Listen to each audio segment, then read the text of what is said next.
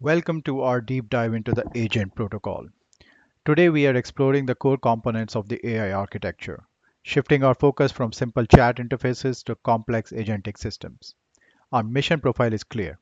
We are building the expedition leader for a digital maze. This is not just a hobbyist project.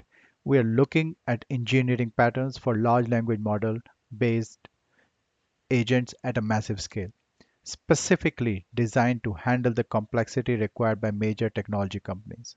In this session, we'll investigate the case scope, which includes the perception action loop, the intricacies of memory system like short-term and long-term memory, and the critical planning and reasoning capabilities that allow an agent to function autonomously. Think of this as a blueprint for moving beyond basic artificial intelligence into the world of truly useful, adaptive digital agents that can navigate environments that are constantly changing and are very unpredictable. By the end of this presentation, you will understand how these modules fit together to create a unified system that does not just talk but actually works.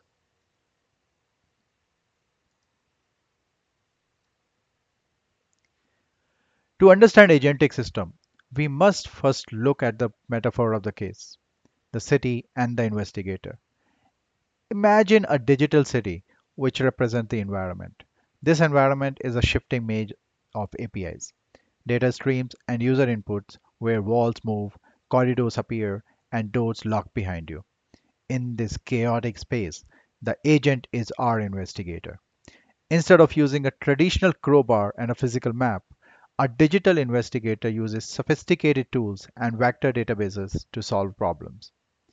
There are four primary modes of operations that define this character. First is perception, where the agent looks for clues by reading logs and data. Second is planning, which involves deciding the best route through the maze using reasoning. Third is action. It's the process of kicking down doors through API calls and system interactions. Finally, we have memory, which is the ability to recall past patterns by retrieving context. The interface serves as the bridge between the agent and the environment, facilitating the constant exchange of information and execution of tasks required to reach a successful resolution.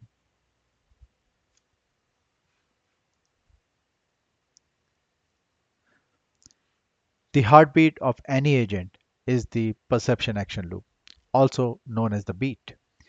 Most standard large language model applications are one shot interactions where you ask once and get an answer. However, agents run in continuous cycles. They do not stop until the case is closed or the operational budget runs dry. This process or follows a very specific four-step loop. It starts with observing, where the agent checks the map and assesses current traffic. Then it moves to deciding, where it calculates the best route through reasoning.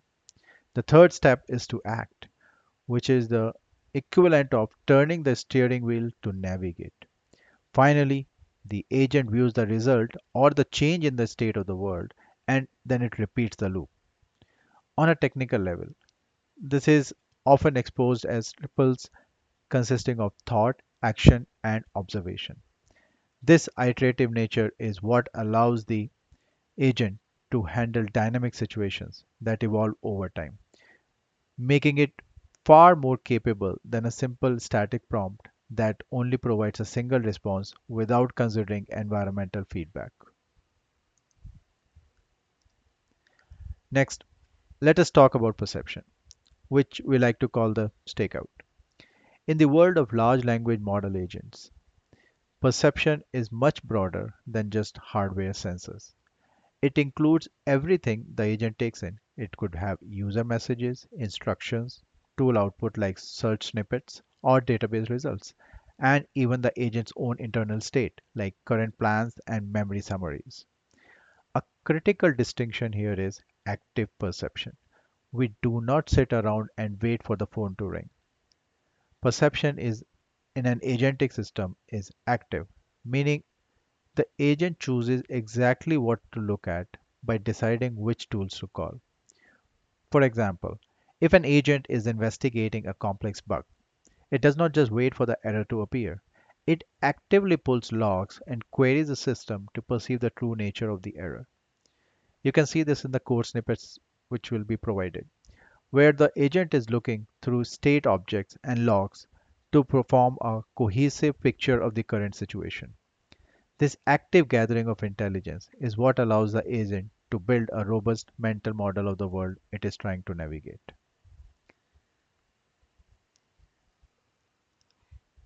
Action is where the agent makes it move.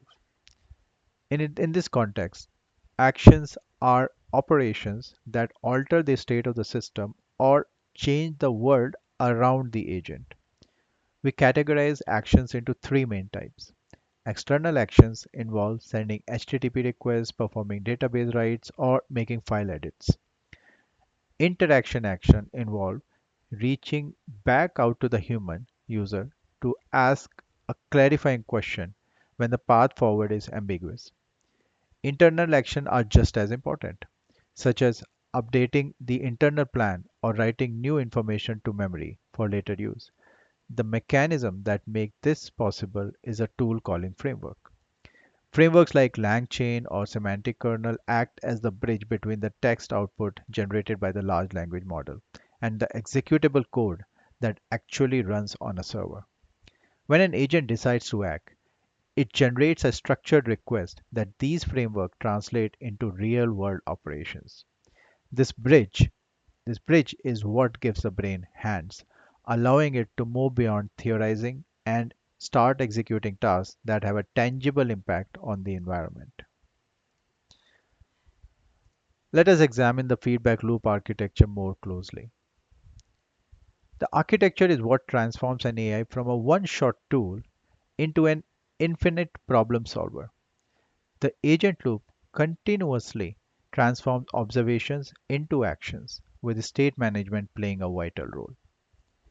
Each action the agent takes produces a new observation, which then feeds into the next cycle of the loop. This creates a historical trace of triples: thought, which is the reasoning process; action, which is the specific tool call; and observation, which is the resulting tool output. When you look at the architecture on a monitor, you see the environment and the agent in a constant state of exchange. The agent sends action to the environment sends update back to the agent as observations, and the agent uses those observations to generate new thought. Repeated cycle of these triples drives the investigation forward, allowing the agent to refine its understanding and adjust its strategy based on real world feedback until the ultimate goal is achieved. This is the fundamental engine that powers autonomy in modern agentic system. We now move to critical problem, the blackout. This is why we need memory system. Standard stateless calls to a large language model have no continuity. Without memory, every single interaction is like an agent walking up with amnesia, having no idea what happened just seconds ago. While we have context windows, they are a limited resource. We cannot fit the entire history of the world or every single log file into a single prompt. Long workflows will eventually overflow the window, causing important facts to be pushed out and forgotten. The solution to this amnesia is a tiered memory system. We must maintain a working state, which we call as a short-term memory, to handle immediate tasks. We also need to accumulate durable knowledge, which we call long-term memory, for facts that need to persist over days or weeks or maybe months. Finally, we need a mechanism to retrieve only what is relevant to the current moment. This tiered approach ensures the agent stays informed without being overwhelmed by irrelevant data, effectively ending the blackout and providing a stable foundation for long-term operations. Let's look at the short-term memory. Short-term memory, or STM, is what we call in the notebook. This represents the working state of the agent, essentially what it holds in it in its head at this very moment. In technical terms, it is the content of the current prompt. Like RAM in a computer, short-term memory is small, fast, and frequently updated. It typically contains a sliding window of the most recent messages from the last few turns of the conversation. It also keeps tracks of the current goal and any sub-goals the agent is working towards, along with a scratch pad for the reasoning trace. From engineering perspective, it's a mistake to treat short-term memory as a raw transcript. Instead, it should be managed as a structured state object, often in a JSON format, that contains the latest truth about the situation. This structured approach allows the agent to quickly reference key variables and current objectives without getting lost in the noise of long conversation history. The notebook is where the agent does its immediate thinking and keeps its current priorities organized. For facts that need to last longer, we look to the archives or long term memory. This is the durable knowledge that is worth remembering beyond the scope of the current task. Long term memory lives outside of the large language model itself, typically in vector databases like Pinecone, VV8, or pgvector. We categorize the content of these archives into three types. Episodic memory stores history of the past cases, allowing the agent to ask how it fixed a similar bug in the past. Semantic memory contains general facts, documentation, and organizational policy. Then we have a procedural memory. Procedural memory holds playbooks and preferred tools for a specific type of jobs. The mechanism for using this memory involves embedding text into a high dimensional vectors. When the agent needs information, we use a similarity search to find the most relevant files in the archive. This allows the agent to have an almost infinite library of experience to draw from, ensuring that it learns over time and does not repeat the same mistakes or have to rerun the same documentation every time it starts a new task.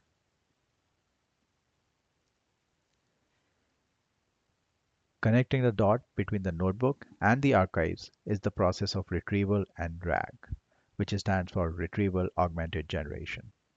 This follows a specific loop. First, the agent generates a query based on the current problem. Second, the system searches the vector database archives for relevant information. Third, those relevant snippets are injected into the context window of the notebook.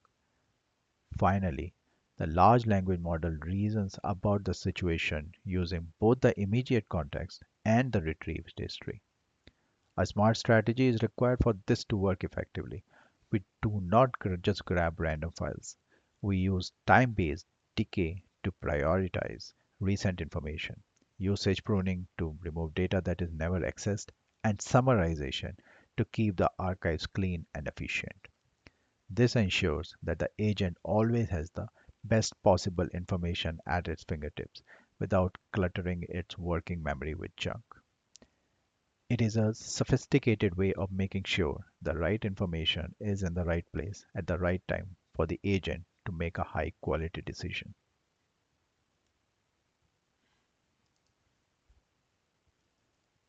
Now, let us look at the board, which covers planning and strategy. This is a huge difference between reactive and a deliberative agents. Reactive agents just hit back at whatever input they receive, while deliberative agents actually plan their moves. This involved three key skills. First is decomposition, which means breaking a high level case into a manageable steps. Second is ordering, the ability to manage dependencies so that task A is completed before task B starts. Third is refinement, which involves updating the plan when the digital city changes or things do not go as expected. We see two main patterns here. There is a plan and execute pattern where the agent lists every step before doing anything. Alternatively, there is an interleaved pattern where the agent plans one step, performs it, and then plans the next step based on what happened. Deliberative planning is what separates a simple script from a sophisticated agent that can handle complex, multi-stage projects with a multiple dependencies and specific shifting requirements. It is the tactical brain of the entire operation. To see inside the agent's mind, we examine the internal monologue and reasoning patterns. Chain of thought is a technique where the agent generates step by step arguments before taking any actions. It is essentially an inner voice that shows the work, making the logic transparent. This is often paired with self reflection, where the agent critiques his own plan. The agent might think about deleting a database, but then reflect and realize that it is unsafe without checking backups first. This test, fix, and retest loop is critical for mitigating hallucination and errors. By forcing the agent to think and then double check that thought before executing, we significantly increase the reliability of the system. The agent here is revising its plan from a dangerous direct action to a safer sequence that includes listing backups first.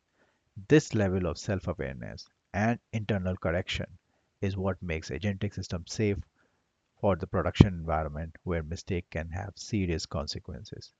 It is the difference between a reckless bot and a professional digital investigator.